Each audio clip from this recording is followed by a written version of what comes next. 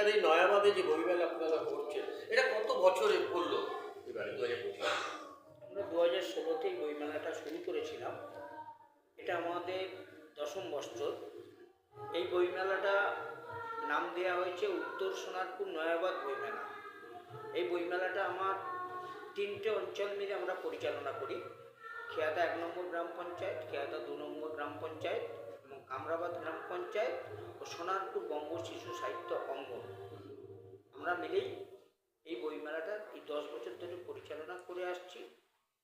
আমরা চেষ্টা করছি যে এলাকার ছোটো ছোটো ছেলেমেয়েরা তারা বইয়ের থেকে সরে যাচ্ছে, মোবাইলের দিকে তাদের মনোযোগটা বেশি হচ্ছে।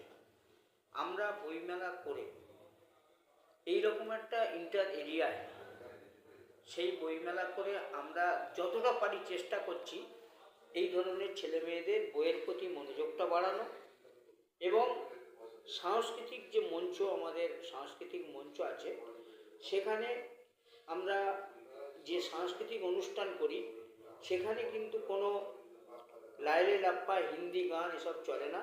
রবীন্দ্রসঙ্গীত, নজরুলগীতি, মান্না দের বাংলা গান, এই ধরনের গানের উপর নাচ গানের উপরে এবং আবৃত্তি, নাচ গান আবৃত্তি, ছোট নাটক, এইসব অনুষ্ঠান আমাদের এই 10 দিন ধরে চলে।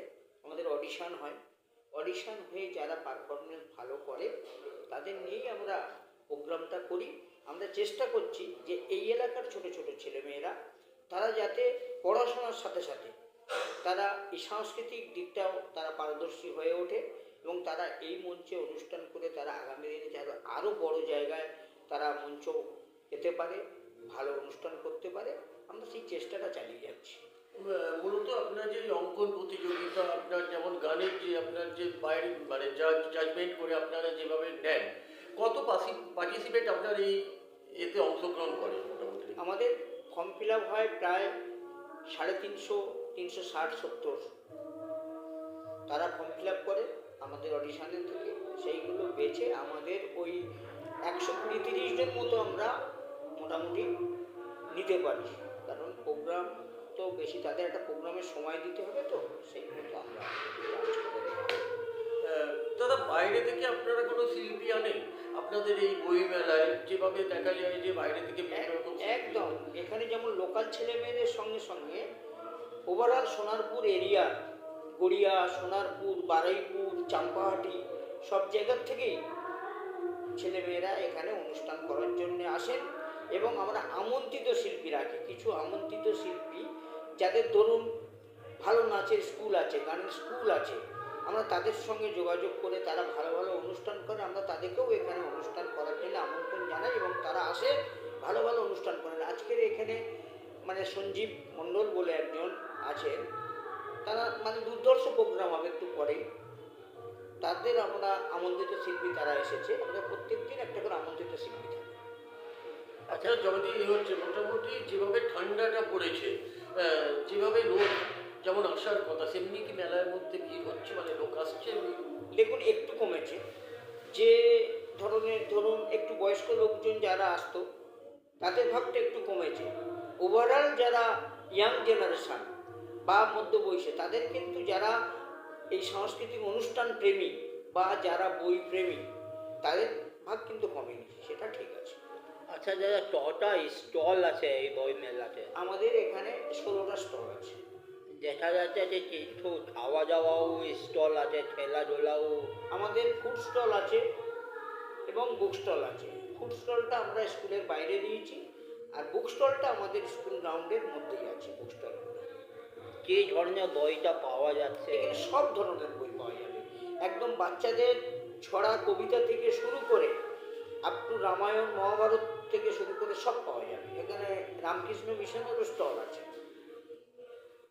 আচ্ছা, এই বিগত 10 বছর ধরে মেলা করার পর আপনি আর সামনের দিনের জন্য কি পরিকল্পনা নিতে চলেছেন?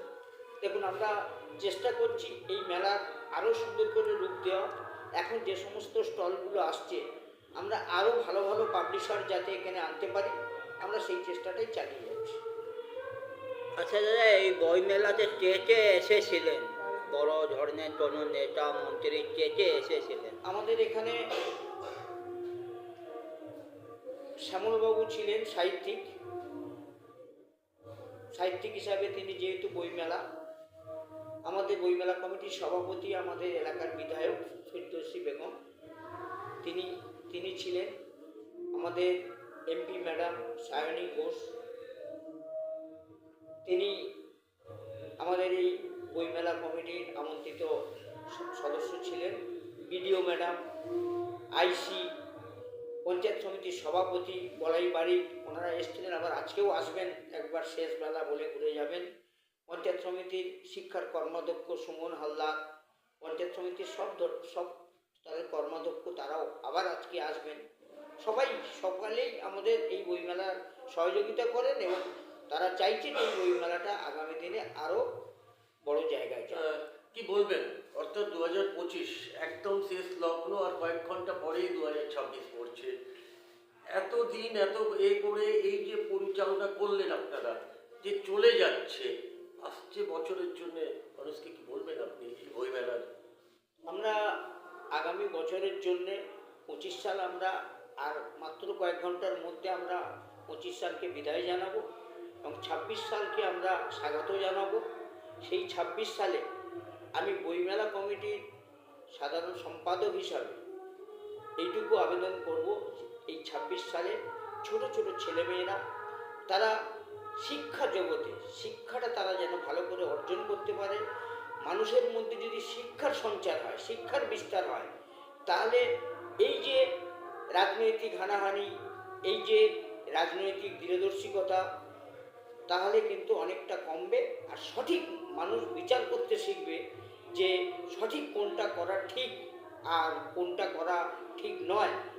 এই চেতনতা বোধটা যদি আমরা আনতে পারি, তাহলে কিন্তু 26 সাল কেন, 26 সালের পর যত সাল আসবে আমরা ঠিক ওভারকাম করতে পারবো। আমি সেই কামনাই করব যে যুবক যুবতী, ইয়াং ছেলে মেয়ে, তারা যেন ফোন ছেড়ে পড়াশোনার দিকে আকৃষ্ট হয়। 26 সাল যেন সেই রকমভাবে কাটে। আমাদের এই খেয়াদা 1 নম্বর, খেয়াদা 2 নম্বর, কামরাবাদ পঞ্চায়েত সহ সারা সোনারপুরে যেন ভালো ভালো রেজাল্ট হয়ে মাধ্যমিক উচ্চ মাধ্যমিকের একটা ঐতিহ্যপূর্ণ জায়গায় যায় রাজ্যের মধ্যে, সেই আশাটাই এই 26 সালে কামনা।